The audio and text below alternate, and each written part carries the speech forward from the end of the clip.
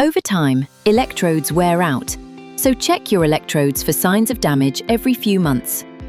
You will need to replace any electrodes which have scratches or defects on the silver coating. Gently remove the old electrodes.